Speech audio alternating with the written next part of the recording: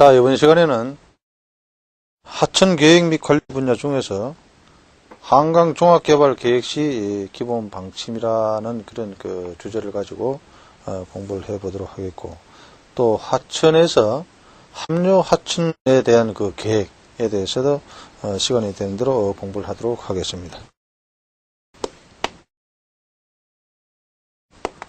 한강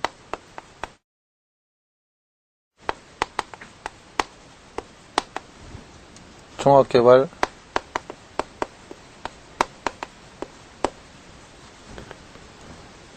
계획시 기본 방침. 자, 이 자체 기본 방침이라는 이 내용 중에 꼭 한강을 고집할 필요는 없습니다. 우리는 꼭 한강이 아니라도 낙동강, 검강, 영산강 관련해가지고 이 문제를 가지고도 다 우리가 접목을 시켜서 답안을 작성할 수가 있습니다. 낙동강 종합개발계획, 검강 종합개발계획, 영산강 종합개발계획, 이런 식으로 우리가 기본 방침을 우리가 잡을 수가 있어요. 그래서 개념을 한번, 이 문제는 실제로 이거는 이제 단답형의 그 농도가 짙다, 단답형의 답안이다, 이렇게 볼 수가 있어요. 자, 강에서는 한강, 낙동강, 검강, 영산강 강에 이러한 주요한 강이 있다고 우리가 알고 있습니다. 그래서 그 중에서 한강에 대해서 종합개발계획시 기본 방침이다, 이렇게 우리가 개념을 가지고 접근을 하면 되겠습니다. 기본 방침. 개발 계획을 할 때는 한강의 그 특성을 알아야 되겠습니다. 특성. 강의 특성, 지형, 지세, 주변 환경, 이런 그런 내용, 이래서 하고, 그 다음에 강의 특성이죠. 강의 특성, 연장, 길이, 폭, 수심, 이런 내용들을 다 우리가 파악을 해야겠죠. 자, 한강을 주제로 해서 기본 방침을 우리가 보면, 첫째적으로 한강에서는 남한강과 북한강이 연결돼서 팔당댐까지 우리가 접근해서 수로가 들어오게 되겠죠. 그러면 여기에 수계를 일관되게 해야 됩니다. 일관되게 우리가 관리를 해야 되겠다. 여기서는 한강 위에 올라가는 그 각종 남한강하고 또 북한강, 이런 중에서 각종 여기에 있는 하천, 그 다음 댐, 각종 댐, 하천댐부터, 뒤쪽엔 충준댐부터 해가지고 소양강댐, 그 다음에 팔당댐까지 내려오는, 청평댐 내려오는 그런 댐의 각종 그 특성을 우리가 수계를, 그 관련되는 하천 수계를 우리 일관되게 우리가 관리를 해야 되겠다 하는 그런 기본 그 방침을 우리가 가져야 되겠다. 두 번째, 이수, 치수, 이수와 치수, 그 다음 환경, 하천이나 댐이나 마찬가지로 이수와 치수, 환경을 복합적으로 한 종합적인 관리 방안, 관리 방침이라고 할까요? 관리 방침을 우리가 세워서 관리를 해야 되겠고, 계획을 수립해야 되겠다. 계획을 수립해서 해야 되겠다.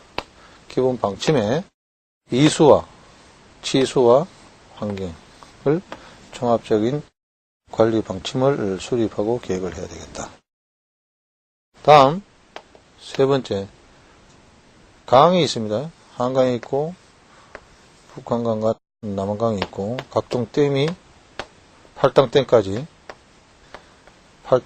내려오는 이 주변에는 이제 여기서 이제 충주댐이죠. 충주댐이다. 이 점에 소형강댐이다. 이 유역에 해당되는, 그 다음에 이 유역에 해당되는 유역의 그 연안 토지 개발, 연안의 토지 개발에 대한 지형적인 지세, 요 환경 특성을 고려해서 같이 우리가 개발을 하는 식의 일관성 있는 그런 우리가 개발 계획을 수립해야 되겠다. 그 다음에 네 번째, 팔당댐 하류 쪽에, 한강의 주 내용은 팔당댐 하류 쪽에 서울시 한복판을 지나는 이 유역의 지형을 알아야 되겠고, 그 다음에 우리가 수준, 지방고라 할까요? 지방고. 지반의 형태라든지, 그 다음에 저류지, 그 다음 요 외적인 거고, 자체 내에 하천에 고소부지가 있죠. 고소부지 형태. 이런 것도 우리가 개발하는 형태를 우리가 지역 특성에 맞게끔 고소부지, 부지의 이용, 그게 활용도죠. 활용도를 증대시켜야 되겠다. 그래서 한강이라면 근본적인 이런 내용이지만 1차적으로 어떤 강이 됐든 수계의 일관성의 관리를 해야 되고, 이수, 치수 종합적인 관리, 그 다음에 연안 토지의 개발, 고소부지의 이용을 증대시켜야 되겠다 하는 그런 기본적인 방침을 우리가 가지고 있어야 되겠다. 그 다음에 다섯 번째, 이 모든 것은 안전해야 되겠다. 안정해야 되고, 경제성이 있어야 되겠다. 다시 말하면 시공성, 경제성, 안정성이죠. 항상 기타 사항에 들어가던 내용들이 요 내용들입니다. 시공성이 없고 경제성이 없다면 필요가 없고, 안정하지 않다면 우리가 할 수 없겠죠.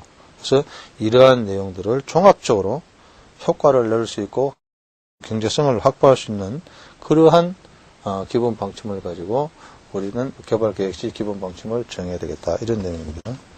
그래서 세 번째, 이상적인 저수로 단면. 저수로 단면 결정 시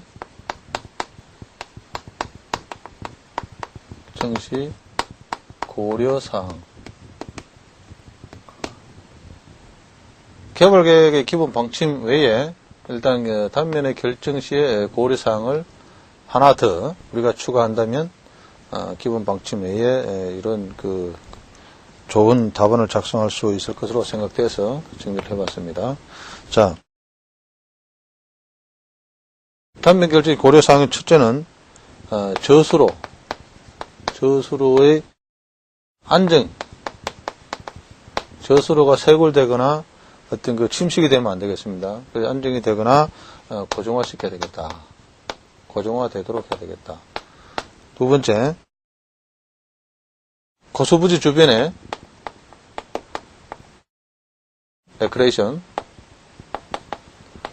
레이션이나 그 다음에 주운 효과가 있어야 되겠고, 세 번째는 친수, 친환경, 환경적인 조성이 되어야 되겠다. 네 번째는 저수로 내에 있는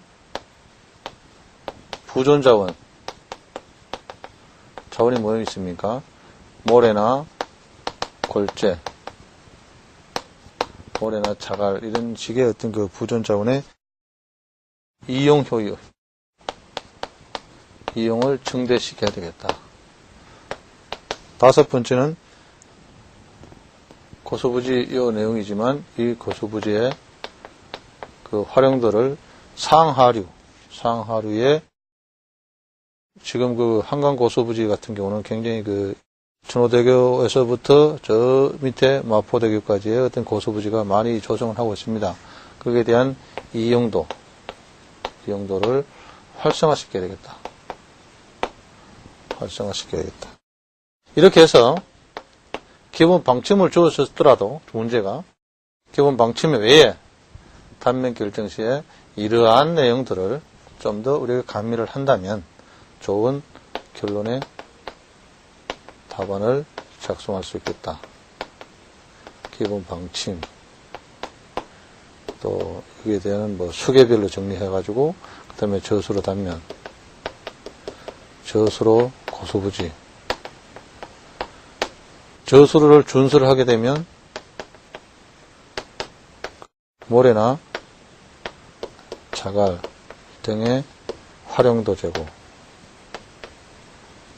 등을 종합적으로 정리해서 이러한 답안을 작성하시면 아주 좋은 답안이 될 것으로 생각이 됩니다. 자, 이어서 상류 쪽으로 좀 올라가면 강이나 하천에 합류가 있어요. 합류 계획.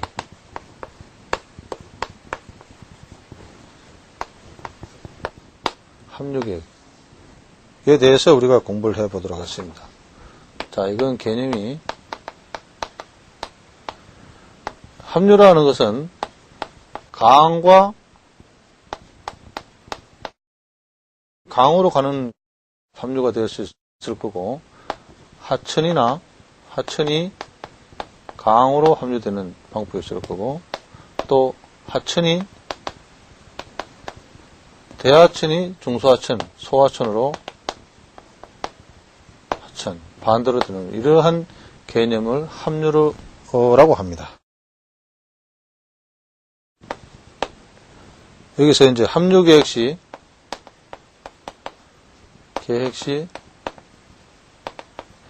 고려사항. 우리가 수자원 개발 기술사를 공부함으로써 모든 하천의 계획을 세웁니다. 그러면 제방이라든가 합류 계획을 세워서 거기에 대한 홍수량, 그 다음에 계획 수위 이런 것을 정할 때 이런 그 합류 계획을 세울 때의 우리는 고려사항입니다. 그래서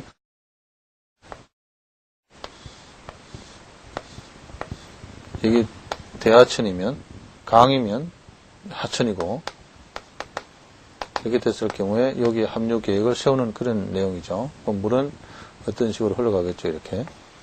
이것은 수류 형태가 이렇게 흘러갑니다. 그러면 이 지점에 어떤 형태로 우리가 계획을 잡을 것이냐 하는 것을 정리하게 됩니다.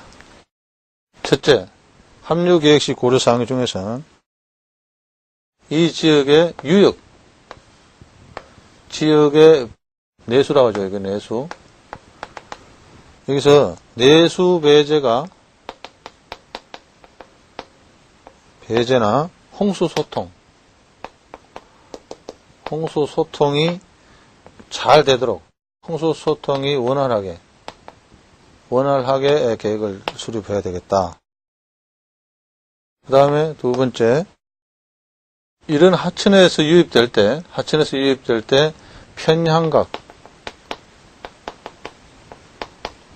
편향각의 흐름이 안 되게끔 해야 되겠다. 각이 이렇게 거꾸로 가면 안 되겠죠. 이런 형태의 흐름이 돼야 되겠죠. 세 번째, 합류점에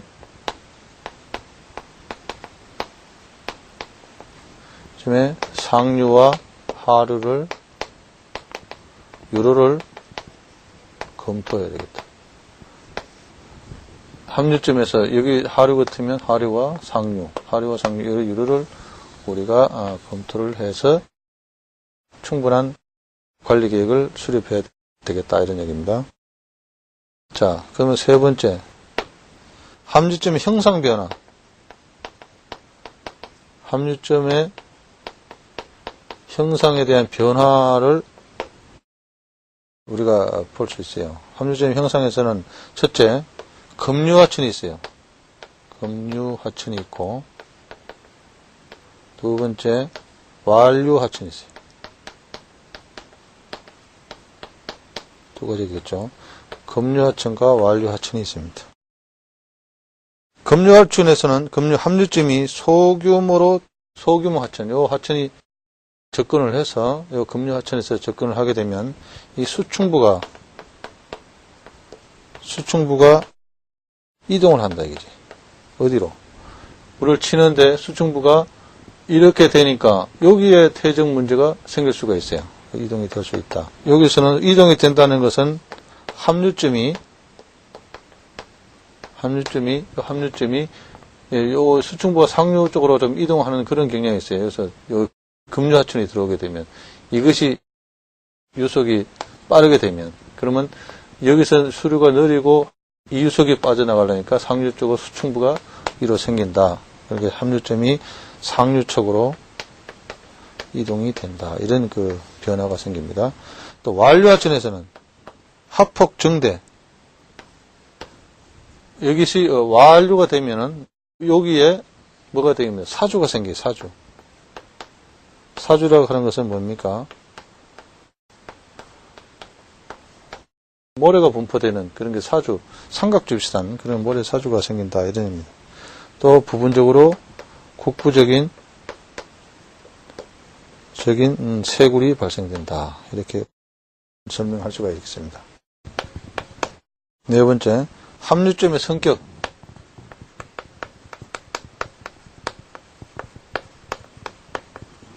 성격을 보면 하천의 유량, 유속, 유사량, 량에 따라서 다르다.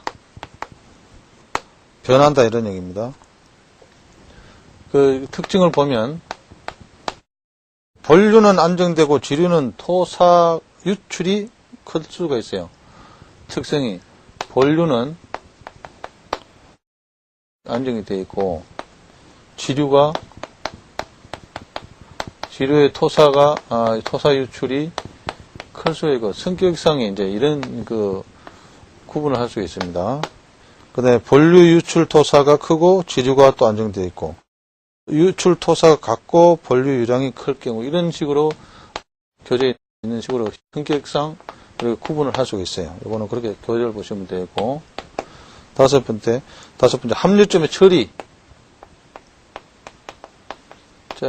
처리는 어떻게 하느냐? 처리는 일반적으로 합류 하상을 동일하게 한다.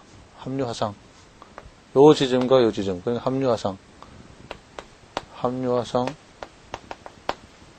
하상은 동일하게 한다. 자, 하천이 여러 개 이제 하천이 크게 보면 이렇게 되겠습니다. 그러면 여기서 이쪽에서 물이 합류가 되면 이 지점에서는 지반을 거의 동일하게 놔둔다 이런 동일하게 연결한다 이런 얘기입니다. 두 번째, 급경사를 완경사로 한다. 급경사를 완경사 되게 우리가 한다 이런 얘기고 만약에 여기서 급경사가 왔다. 그러면 급경사일 경우에 필요시에는 낙차공 등을 설치한다. 네. 이 지점하고 여기서 급경사로 유입이 되면 여기서 유실되는 유사량이 퇴적이 되겠습니다. 그러니까 이렇게 되지 않도록 하기 위해서는 이 지점에다가 완경사를 이렇게 낙차공을 설치해서 완경사로 한다. 이렇게 합류점의 처리는 이렇게 우리가 잡을 수가 있어요. 그 다음에 여섯 번째, 합류점의 조정.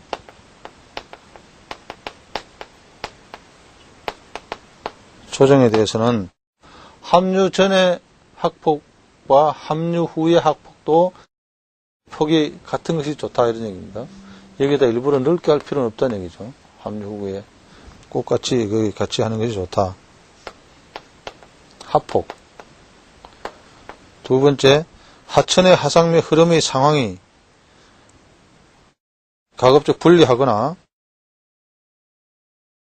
자, 이렇게 하천이 있고 자, 이렇게 이제 합류 하상이 동일하게 가급적 해야 되는데 이 유속하고 여기서 흘러간 유속이 사이가 너무 많거나 합류가 좀 원활할 시기는 별도로 이렇게 하천을 해서 도류제를 설치하거나 이쪽에 도류제를 설치하거나 이렇게 하상을 바꿀 필요가 있겠다. 그래서 도류제 설치 이런 식으로 어떤 그 내용을 하면 되겠습니다. 그 다음에 합류점의 홍수는 가급적이면 합류점의 계획 홍수위 계획 홍수위 홍수위 기준은 가급적이면 본류의 홍수위 기준을 따라서 일자적으로 수위를 결정하면 되겠는데 본류와 지류의 합류점의 홍수위가 큰 값은 그러니까 본류와 지류의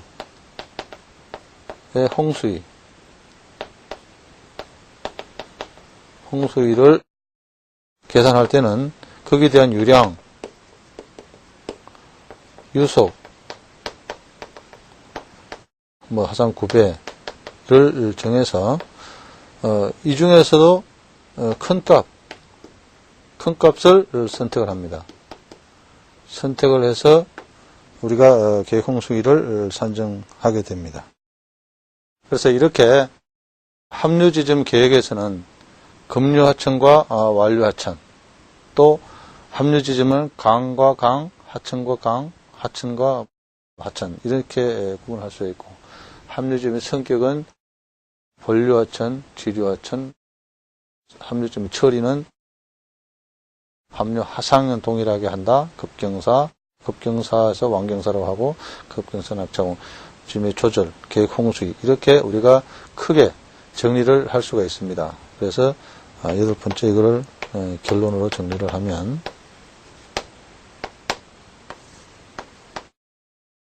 제일 중요한 것이 합류점의 변화가 어떻게 형성되는가 하고 합류점의 변화 그 다음에 합류점의 처리 계획 홍수위 이 내용은 그 하천 계획에서 우리가 논의해야 되고 하천 계획을 수립할 경우에 이런 식으로 내용을 분석을 하고 파악을 해서 지류의 점두 유량이라든가 본류의 본류 수위 이런 그 관련 모든 사항들을 수 계산해서 모든 그 처리를 할 수 있도록 해야 된다. 이렇게 정리를 하시면 그림도 다수 일부 삽입을 하고 이렇게 정리하면 좋은 답안이 될 것으로 생각이 됩니다.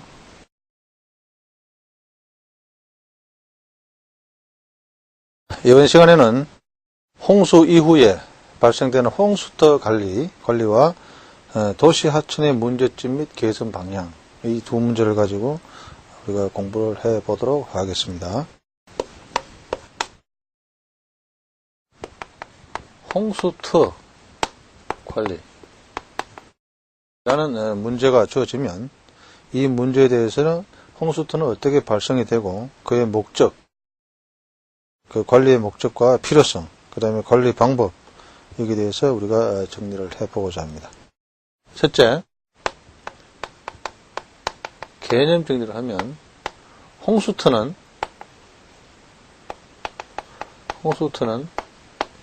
홍수 이후에 발생된 부지랄까요? 이런 관리를 얘기하는 겁니다. 관리를 우리가 홍수터 관리라고 할 수 있습니다. 자, 여기서는 이게 이제 문제점이 뭐고, 그 다음에 관리 기준, 그 다음에 필요성, 이렇게 우리가 개념적으로 정리를 할 수 있습니다. 이렇게 해서 두 번째, 이 관리를 하기 위해서는 효율적으로 해야 되겠죠. 효율적. 인 관리가 되고, 모든 그 이후의 재해를 방지할 수 있는 활동이랄까요? 재반 활동 등을 우리가 말할 수 있어요. 자, 그러면 홍수터 관리의 목적과 목적과 필요성을 우리가 짚어보면 홍수 규모와 피해 경감, 이후에 또 발생될지 모르는 홍수의 규모를 파악해서 이후에 발생되는 피해를 경감하기 위해서 우리가 필요하다.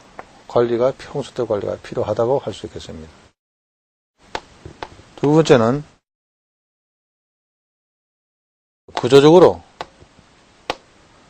상류나 하류 측의 어떤 그 홍수에 대한 예상되는 피해 발생, 홍수량의 어떤 규모라든지 구조적으로 이렇게 파악을 해서 또 이후에 발생되는 비용을 절감을 위해서 홍수대 관리가 필요하다고 하겠다. 이런 얘기입니다. 세 번째는 도시 이용의 효율성, 토지 이용.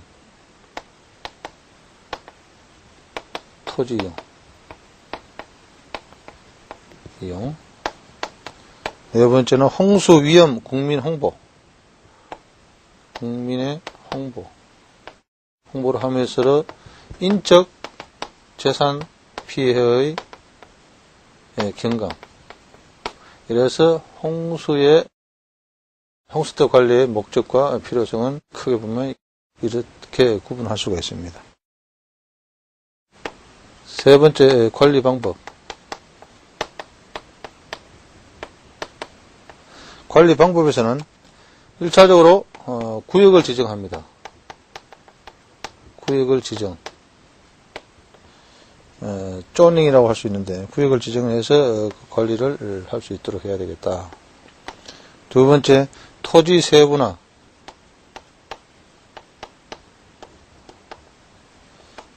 구분해서 이것도 해야 되겠고, 세 번째는 관리 기준. 법적인 관리 기준을 설정을 해야 되겠다.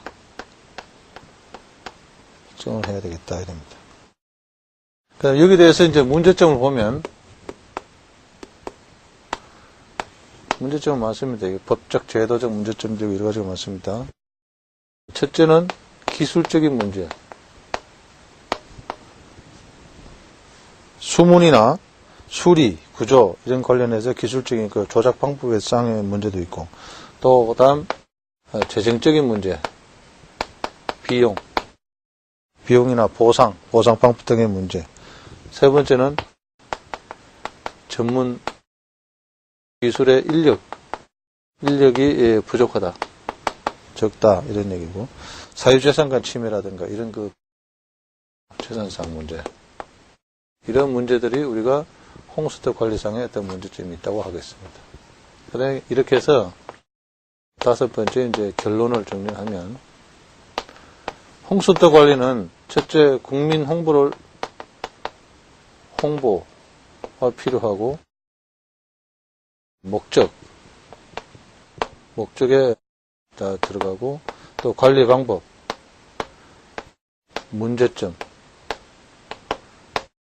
이러한 내용들을 토대로 답안을 작성하면 홍수대 관리에 대해서는 우리가 일반 상식적으로 생각할 수 있는 그런 관리 방법이 있고 문제점도 다 도출할 수 있습니다. 우리가 하천 주변에 하천이 범람했습니다. 그러면 홍수이 범람된 이 전체를 우리가 재산상의 문제이기 때문에 이걸 다 우리가 그 홍수토로 해서 관리를 할 수는 없고, 여기다 이제 제방을 쌓거나 배수 펌프장을 설치한다든가 뭐 이런 관리 기준을 우리가 파악을 하면 되겠죠. 그래서 홍수대 관리는 이것으로 정리를 하겠습니다. 다음, 도시하천의 문제점 및 개선 방향. 도시하천의 문제점 점과 개선 방향. 자, 이 홍수터도 도시하천에서는 발생될 수가 있습니다. 그렇지만 이제 도시하천의 어떤 특성, 또 문제점 개선 방향에 대해서 정리를 해 보도록 하겠습니다. 첫째, 개념. 우리가 저는 이렇게 강의를 하고 있지만 우리가 어떤 문제가 주어지면 거기에 대한 개념 파악은 정확하게 하고 그 다음에 거기에 대한 종류, 그 다음에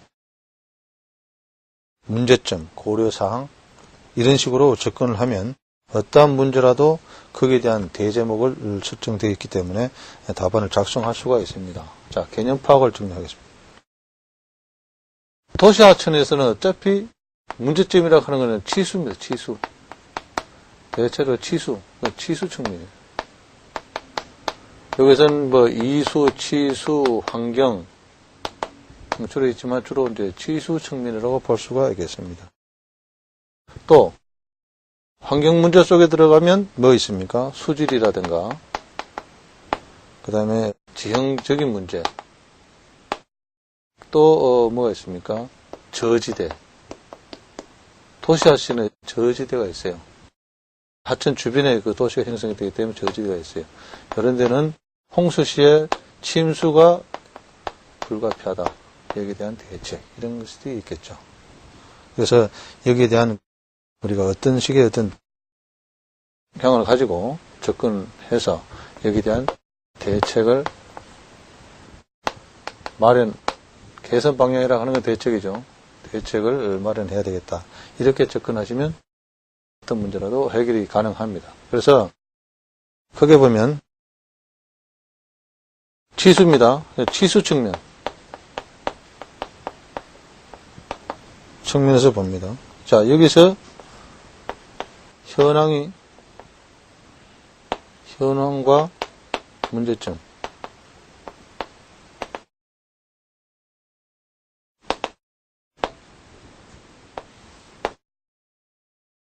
도시하천에서 현황이 뭡니까? 유출의 특성이 있어요. 콘크리트나 아스팔트 등이 불투수성이기 때문에 금방 우리가 유출량이 증가돼요. 유출량이 크다, 증가된다 이렇게 볼 수가 있어요. 그래서 또 지체 시간이 굉장히 짧다 이렇게 볼 수가 있고 그러다 보니까 유출 홍수량이 크다고 할 수밖에 없습니다. 왜냐? 아스팔트나 콘크리트 포장이라든가 전체가 구조물로 건축물이기 때문에 유출 특성이 이렇게 될 수밖에 없다. 여기에 대해서 이제 문제점이 있습니다. 문제점이 여기서 문제점이 아니고 유출 특성이니까 여기서 문제점이죠. 문제점은 도시화되어 있었기 때문에 하천 주변에 바로 어떤 건물이 들어섰기 때문에 하천의 확폭이 곤란하다. 할 수가 없습니다. 보상비가 워낙 많이 들어가기 때문에. 두 번째는 지가 상승으로 보상비가 크다. 하수도라든지 배수 펌프장의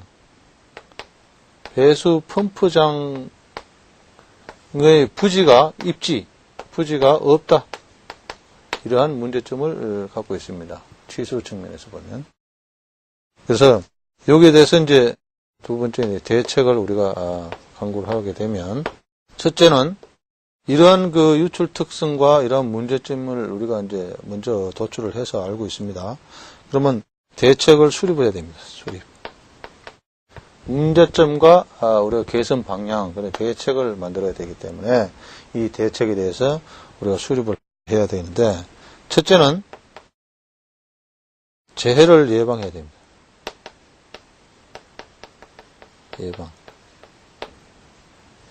재해를 예방하려면 어떤 방법이 있냐 하면 첫째 홍수 방어 시설을 합니다. 홍수 방어 시설. 홍수 방어 시설에 들어가면 첫째 뭐가 있습니까? 여기서도 구분할 수 있어요. 치수 시설이 있고 치수시설은 뭐 있겠습니까? 지금 이수, 치수, 환경, 그래서 치수시설에 재예방 차원의 치수시설은 하천 개수, 그 다음에 방수로, 별도로 방수를 낸다든가, 수제라든가, 그 다음에 댐은 실제로 상류측의 댐이겠죠. 그 다음에 펌프장, 배수 펌프장 등을 설치해서 저지대의 저지대의 침수를 도시하천의 침수가 가장 크기 때문에 침수를 방지한다. 이렇게 펌프장을 설치를 한다. 이렇게 되겠습니다. 그래서 치수 대책에 대해서는 홍수 방어 시설로 치수를 할 수 있어야 된다. 이렇게 우리가 설명을 할 수가 있겠고, 그 다음에 유출을, 치수는 물이 흘러온 것을 어떻게 처리할 거냐 하는 어떤 시설이고, 유출 억제를 할 수 있어요. 억제 시설. 유출을 적게 하려면 어떤 시설이 있냐면 유수지라든 이런 그 우수 저류 시설을 할 수 있고, 주차장이라든가 치수 녹지 등의 이런 시설을 유출 억제 시설로서 할 수가 있어요. 그 다음 침투 시설.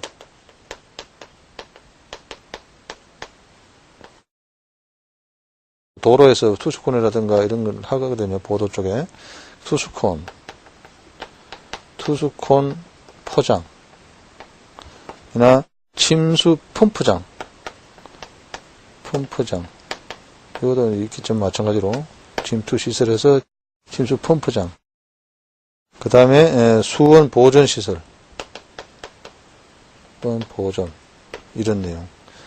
그래서 요 두 번째가 이제 그 재예방이 있고, 두 번째는 대책에서 홍수터 관리.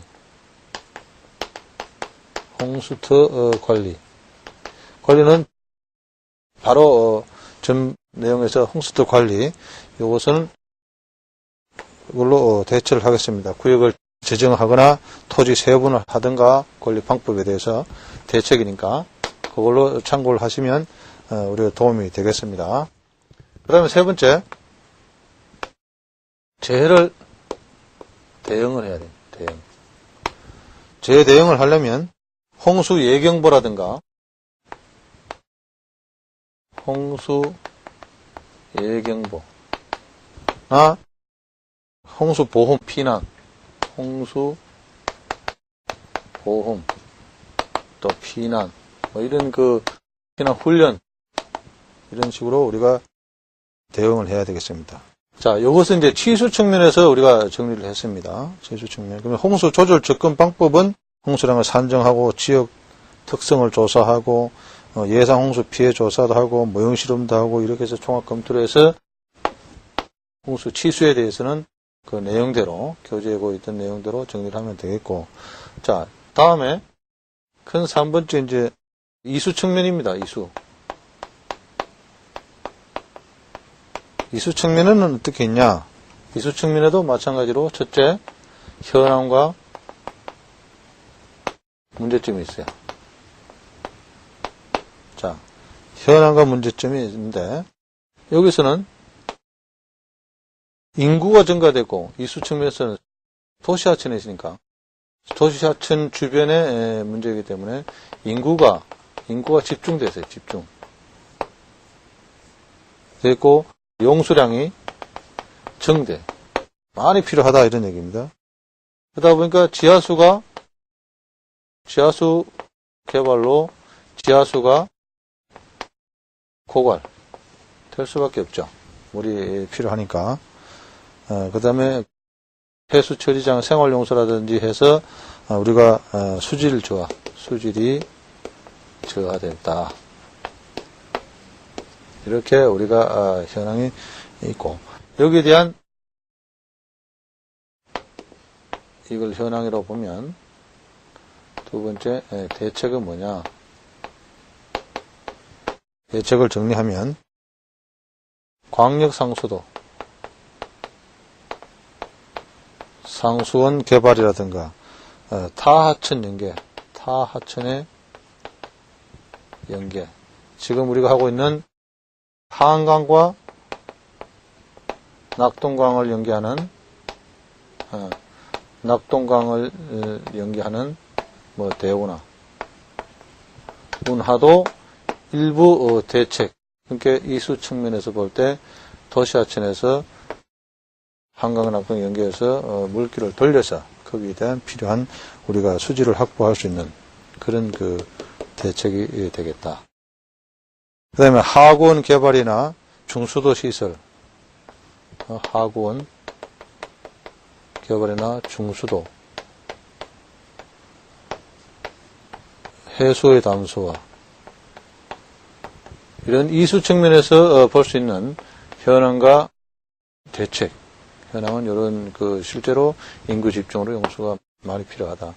이런 대책이 필요하다고 할 수 있겠습니다.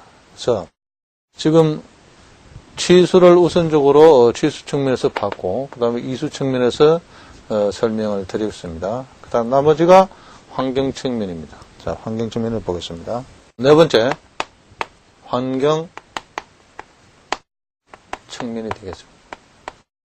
환경 측면에서는 우리가 크게 보면 수질 측면이 있고, 수질을 어떻게 관리할 거냐, 이때에 문제점이 있어요. 자, 문제점. 도시하천이 되다 보니 인구 집중이 되고, 또 그 산업화 고도로 인해 가지고 거기에 대한 폐수, 도시하천의 그 폐수 증가, 폐수량의 증가, 생활하수 공장 폐수라든가 생활 공장 폐수량이 증가된다, 이런 문제가 있겠죠. 그 다음에 이수 측면에서 지하수 개발이라든가 해서 지하수 고갈에 따른 수질 낙화, 이런 그 문제가 있겠습니다. 그러면 하수 관거의 부족이라는 얘기죠. 적다. 그래서 처리가 불량하다. 이렇게 우리가 설명할 수 있겠습니다. 여기서 이제 대책을 보겠습니다. 대책은 이 내용들에 대한 문제점에 대한 반대의 어떤 그 설명을 하면 되겠습니다. 자, 여기서는 수질의 보존 대책이 되겠죠. 수질의 보존 대책. 그래서 이제 구역별로 수질 환경 기준, 수질의 환경 기준을 설정을 해서 수질 보존 대책을 관리를 할 수 있도록 해야 되겠다. 업종별, 이러기 위해서는 공장, 생활용수, 농업용수, 공장 폐수, 방류 기준, 그러니까 방류 기준이라고 하죠. 하천에 방류되는 방류 기준, 우리가 관리를 해야 되겠다. 그 다음에 수원의 보존 대책. 이 수질 보존 대책은 해당 구역에 해당되는, 그 유역에 해당되는 유역 안에 있는 그 공장이라든가 폐수라든지 축산 폐수라든지 이런 그 방류 수질, 그러니까 기준을 정해서 관리 대책하는 것이고, 수원 보존 대책은 이것은 유역별로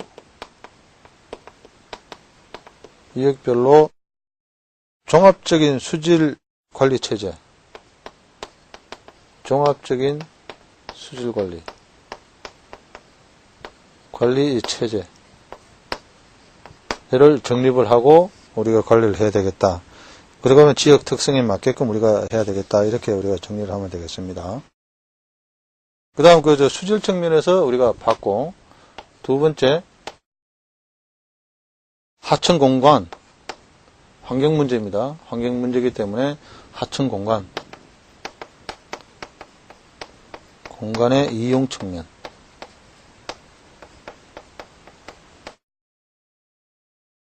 이건 질적인 문제고 공간에 대한 이용 측면 문제가 되겠습니다. 여기도 마찬가지로 문제가 있겠죠. 문제가 있습니다. 문제가 어떤 문제점이 있느냐 하면 일반적으로 지금은 많이 개선이 됐지만 중소하천의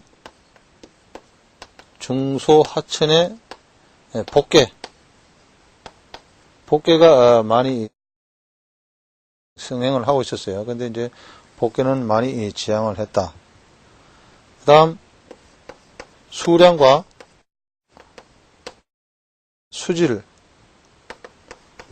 수질의 악화로 하천의 그 친수 공간이 좀 어떤 상실됐다고 하겠습니다. 하천이 썩어 있기 때문에 사람들이 갈 수가 없겠죠. 그래서 이런 수량이 하천에 흐르는 하천 유지 용수가 부족하거나 하천 수질이 악화됐기 때문에 건천화돼서 친수 공간이 상실이 되어 있다. 그 다음에 또 하천 골조를 많이 파서 또 그런 수도 있습니다. 그래서 여기에 대한 대책을 보면 대책은 이러한 문제, 수질, 질적인 문제, 공간적인 문제를 우리가 반대로 우리가 생각을 하면 이수, 치수, 환경적인 공간 확보가 될 수 있도록 우리가 기본 방침을 정해야 되겠다. 이러한 기본 개념을 가지고 우리가 해야 되겠고, 그 다음에 하천 수량 수질에 따라서 조화된 환경 하천 관리 및 수계 단위별로 하천의 수계 단위별로 단계적으로 관리를 하되 종합적인 관리가 되도록 수립을 해야 되겠다. 이런 얘기입니다. 그래서 기본 환경관리 계획 수립은 하천 정비에 일단 반영을 하고 수량, 수질을 우리가 종합적으로 관리를 할 수 있도록 하고 사람들이 하천의 친수 공간을 확보할 수 있도록 확보하고 접근이 용이하게 계획을 수립해야 되겠다. 그래서 지금 이번 시간에 도시하천의 문제점 및 개선 방향 전체를 짚어보면 결론적으로 모든 것은 이수, 치수, 환경입니다. 그래서 여기에 대한 문제하고 대책, 여기에 대한 문제, 대책, 여기에 대한 문제와 대책이 있습니다. 그래서 요거를 아울러서 근본적으로 쫙 정리를 하시면 최근에 대두화되고 있는 것은 이 환경 측면입니다. 환경 측면. 치수는 어느 정도의 궤도에 올랐다 볼 수 있는데 이수하고 환경이 이제 문제인데 환경 측면에서는 치수 공간과 접근이 용이하게 계획을 수립해서 하천을 잘 활용해서 특히 지금 최근에 성공적인 사례가 뭡니까? 어디입니까? 청계천이죠. 청계천이 대표적인 사례라고 할 수 있어요. 그래서 이렇게 친수 공간을 우리가 조성해서 이수도 처리하고 치수도 처리하고 환경적인 문제를 해결할 수 있도록 종합적인 관리 대책을 우리는 개선 방향으로 삼을 수 있도록 이렇게 잘 정리하시면 좋은 답안이 될 것으로 생각이 됩니다. 자, 이번 시간에는 이수 기본계획과 하천 환경 보존의 기본계획 이 두 문제를 가지고 우리가 공부를 해 보도록 하겠습니다. 자, 이수 기본 계획이라 하는 것은 이수, 치수, 환경 이렇게 중에서 이수만 별도로 관리하는 치수 기본 계획을 가지고 설명이 되겠고, 하천 환경 보존 기본 계획은 환경 측면에서 일단 접근하는 걸로 우리가 설명을 드리겠습니다. 자, 그러면 이수 기본 계획.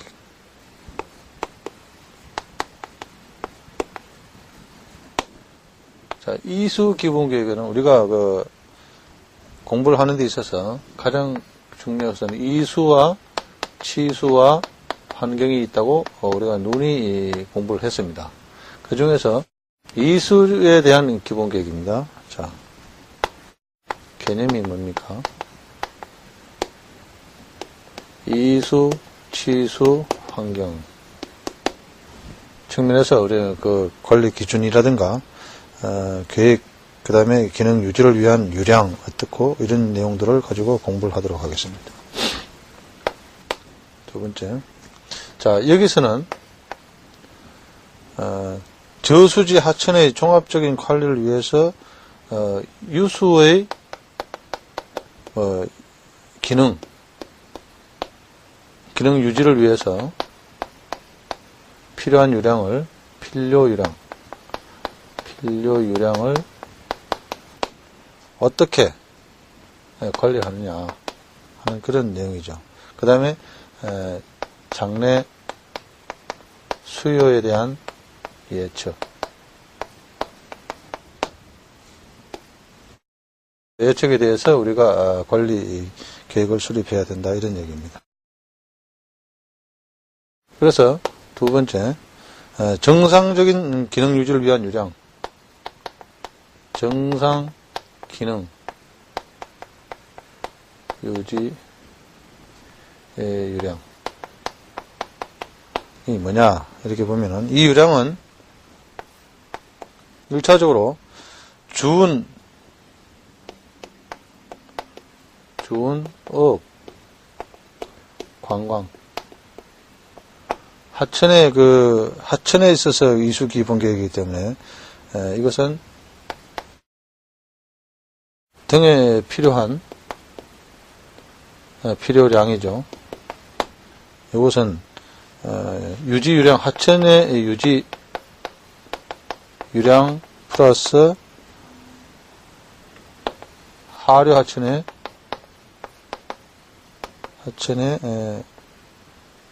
유량이 이수 유량이라고 할 수 있어요. 그러니까 여기서 이제 뭐냐면은 이수 측면이지만 하천에 대한 것이죠. 하천의 유지 유량하고 하류 하천의 이수 유량. 이수 유량에서는 농업용수, 공업용수, 생활하수 이런 그 유량이라고 할 수 있겠습니다. 세 번째, 요 계획에 대한 기준점을 보면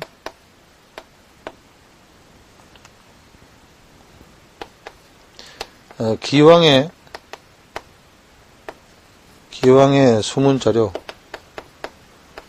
자료와 확보가 되어야 되죠.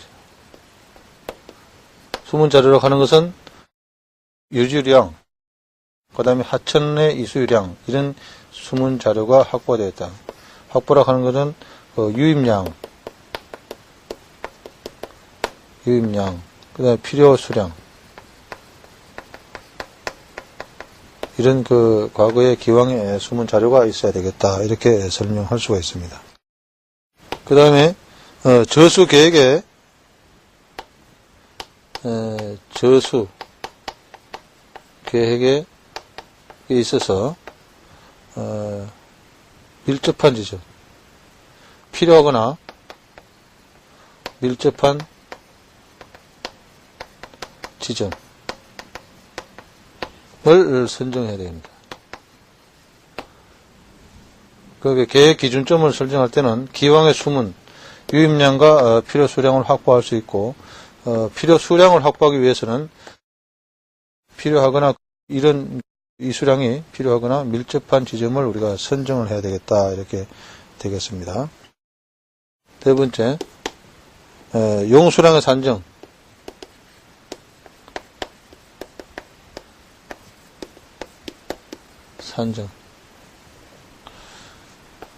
용수량은 뭐가 있습니까? 생활용수, 농업용수, 공업용수, 하천유지용수.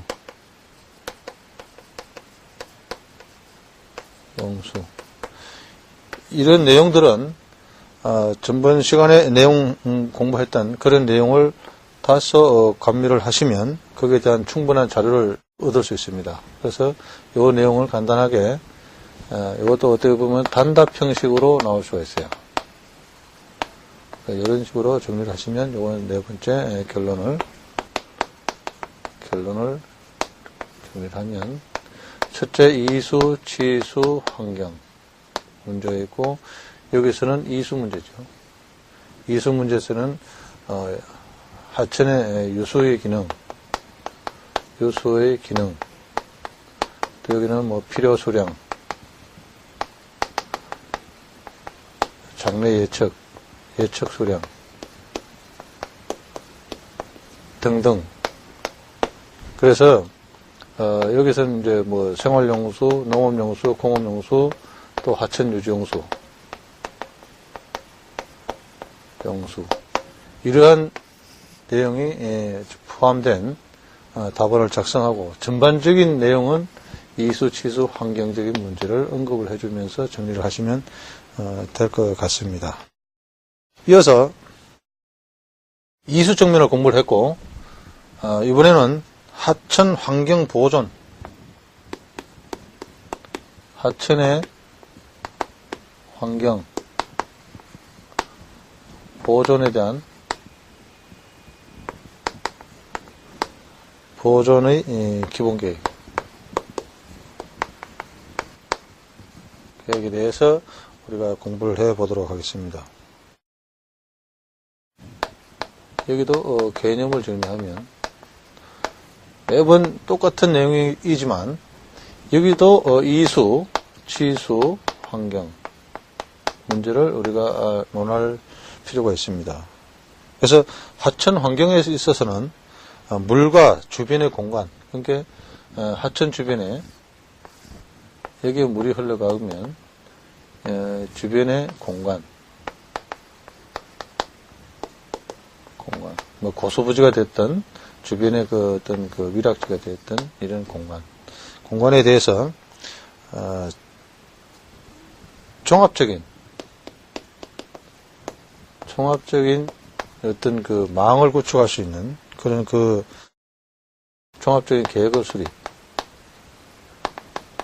수립해야 된다. 그러니까 물을 이용한 사람들이 보통 우리가 생각할 때 물이 없으면 근처되면 물 가까이 가지 않습니다. 그렇죠? 그러면 공간과 물과 이런 조화롭게 형성된 계획을 우리가 수립을 해야 되겠다. 그래서 이런 계획을 수립하려면 첫째 수량이 있어야 되죠. 수량과 그 다음에 수질이 확보되어야 되겠다. 수질이 좋아야 되겠다. 또 공간이 있어야 되겠다. 이렇게 수량과 수질과 공간이 조화롭게 형성되어 있어야지 좋은 종합관리 계획이 수립될 수가 있다고 하겠습니다.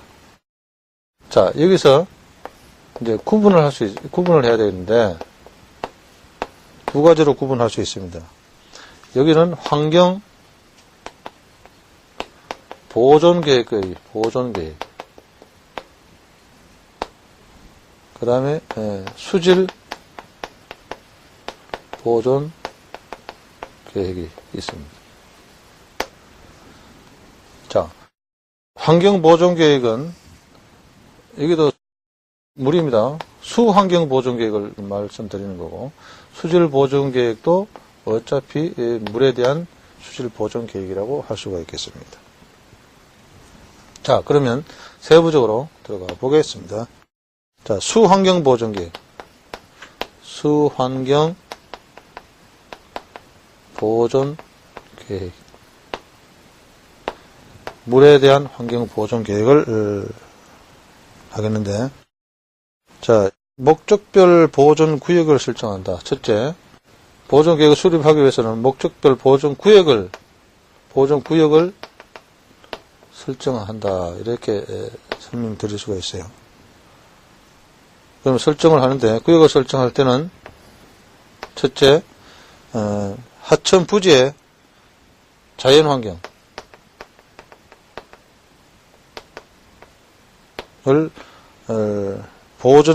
복원 노력하는 구역을 설정한다. 자연환경 구역을 설정한다. 구역을 설정.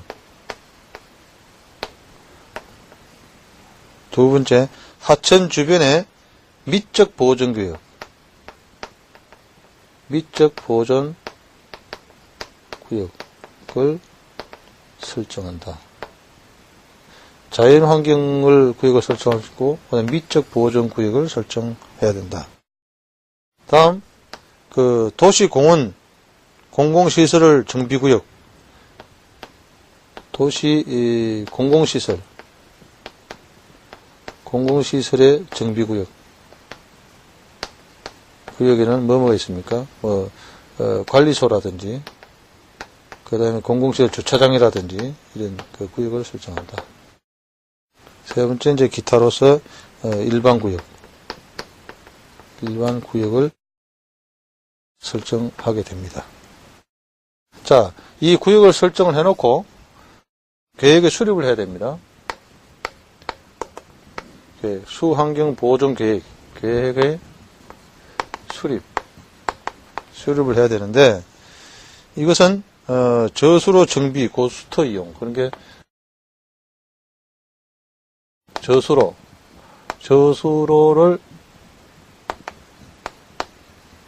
정비나,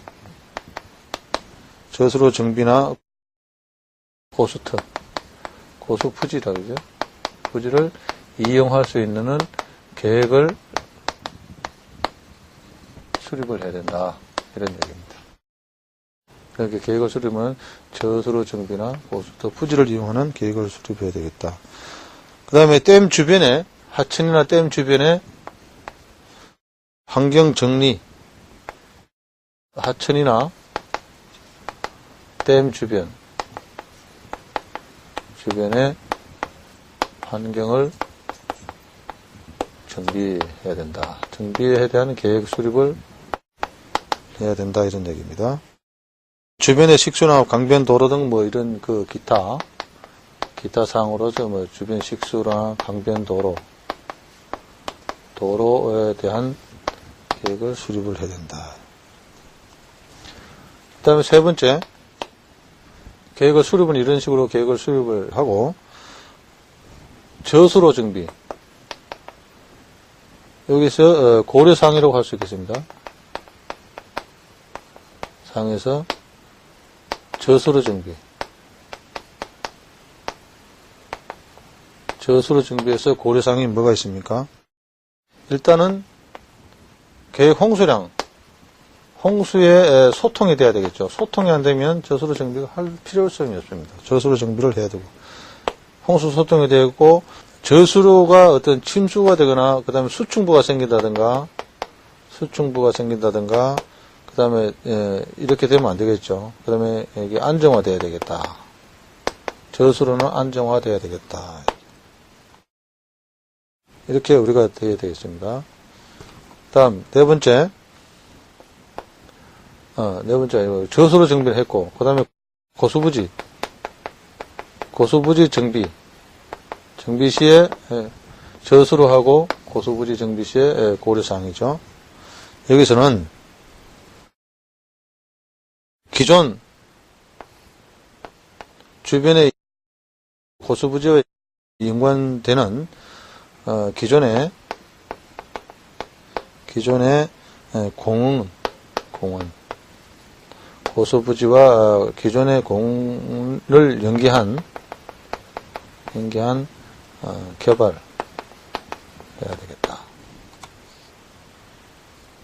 다음, 정적이고 동적인 우리 활동을 할 수 있는 활동을 할 수 있는 그 균형, 발전. 자, 고려사항에 보면, 저수로 정비 시에 고려사항이 있고, 고소부지 시에 정비 시에 고려사항이 있어요. 저수로 정비는 1차적으로 홍수 시에 소통이 돼야 되겠고, 수충부라든지 발생이 되면 안 되고, 안정화, 또 고정화. 이걸 위해서는 어떤 그 유도 방류라든지, 필요시에 어떤 사석이라든지, 사면 안정이라든지, 이런 구조물을 시설을 해서 저수로의 정비 시에 안정화 시켜야 되겠고, 고소부지 정비는 또 기존의 공원과 연계된 개발이 돼야 되겠는데, 1차적으로 정적이고 동적인 활동이 원활할 수 있도록 균형 발전이 되는 그러한 관리를 해야 되겠다. 이렇게 정리를 할 수가 있습니다.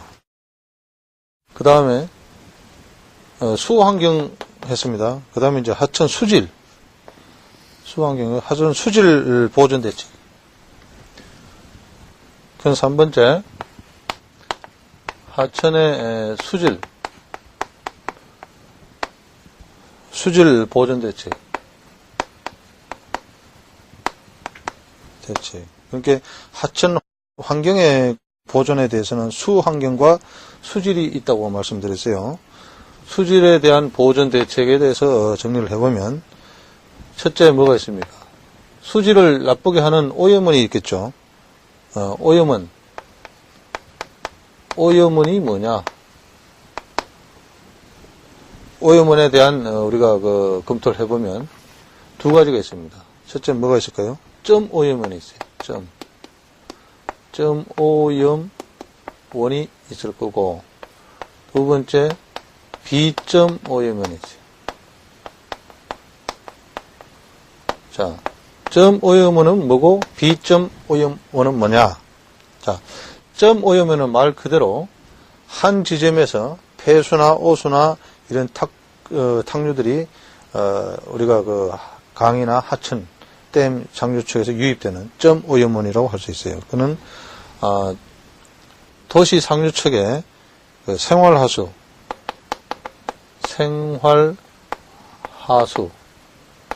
또 공장, 폐수, 축산 폐수,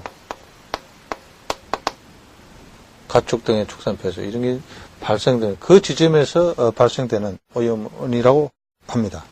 자, 비점 오염원은 뭐냐? 상류축의 경작지에서 비료,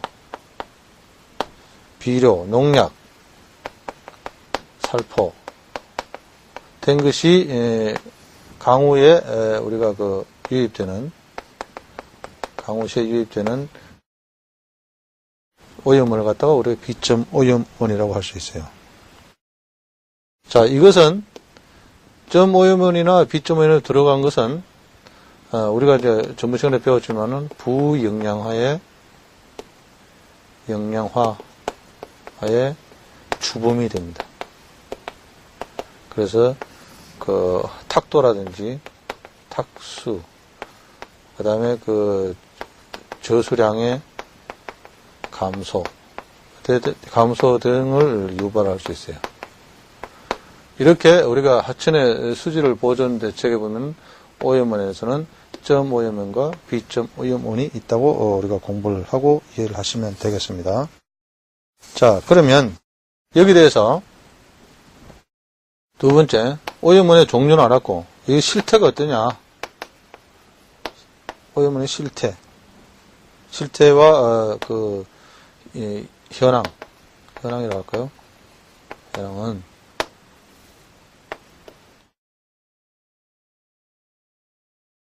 현재 오염원이 발생된 실태가 이게 도시 하천이 되다 보니까 산업화가 고도화되기 때문에 산업화가 이제 도시 하천이 특성상 이 오염이 심하다, 유입이 심하다 이렇게 할 수 있고, 그 다음에 상류측에 농업이나 공업이나 그 다음에 축산, 폐수가 하천으로 많이 유입됩니다. 그래서 과거에서는 농경지만 많았었는데 요새는 공업단지라든지 그다음에 축산 농가가 대단히 형성되기 때문에 축산 폐수라든지 이런 것들이 유입이 됩니다. 유입이 돼서 오염이 된다 이렇게 보고 있습니다. 그래서 즉 우리가 보면 도시 하천에서 산업화 고도화돼서 우리가 그 폐수 유입이 심하고 농업, 공업, 축산 폐수들이 그 다량의 어떤 점 오염을 유발시켜서 우리가 그 굉장히 하천 수질의 악화를 가져오는 그런 실태를 우리가 볼 수가 있습니다. 다음에 세 번째, 여기에 대한 종합관리 대책. 관리 대책을 우리가 생각을 해 봐야 되겠습니다. 관리 대책에서는 자, 첫째, 수질 보존 대책. 보존 대책이 있고, 두 번째, 수원 보존 대책이 있습니다. 지난 시간에 우리가 이거에 대해서 종합관리 대책에 대해서 환경 문제 때문에 우리가 공부를 한 그 챕터가 있습니다. 그거를 보시면 아주 될 수 있습니다. 참고가 될 겁니다. 자, 수질 보존 대책에서는 이렇게 정리를 외우시면 될 것 같습니다. 뭐냐면은 유업처하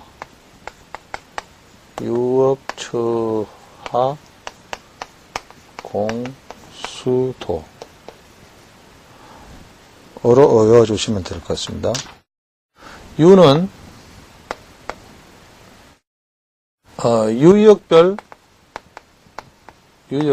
유역별 수질 환경 기준, 기준을 설정해서 관리를 해야 되겠다.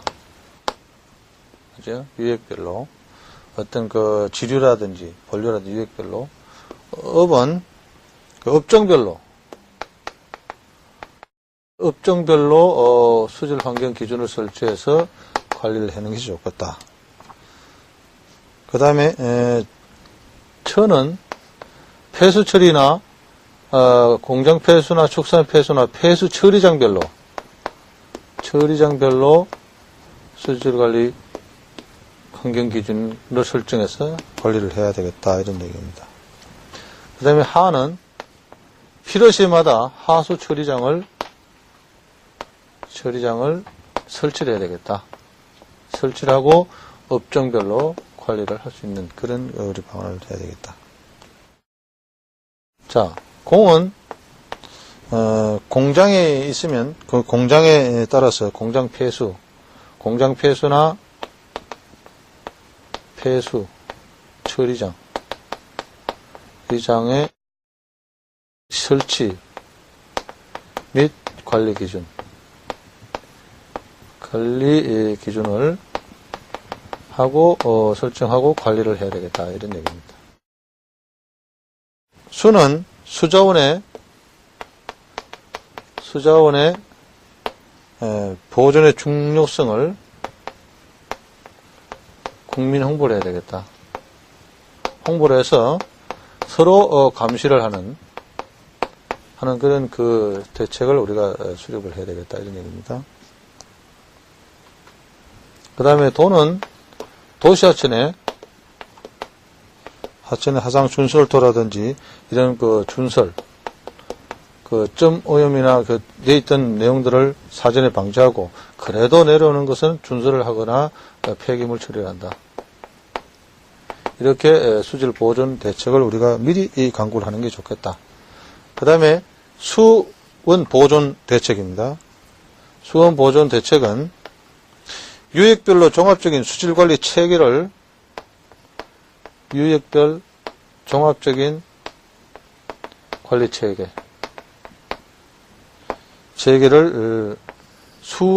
상류 수원에서 관리 체계를 체제로 전환해서 관리를 해야 되겠다. 다음에는 상수도 보호 지역, 상수도 보호 지역, 보호 구역을 더 확대해서 설정해야 되겠다. 수질 관리를 하기 위해서는 부영양화라든지 기타 사항으로 부영양화 이런 억제 대책 관리 기준이나 연구 개발 등에 박차를 가야 되겠다. 이렇게 우리가 설정을 하고 기타 사항으로 퇴적원이 준설을 한다든가 그런 관계가 있겠죠. 준설해서 하는 방법. 그래서 결론적으로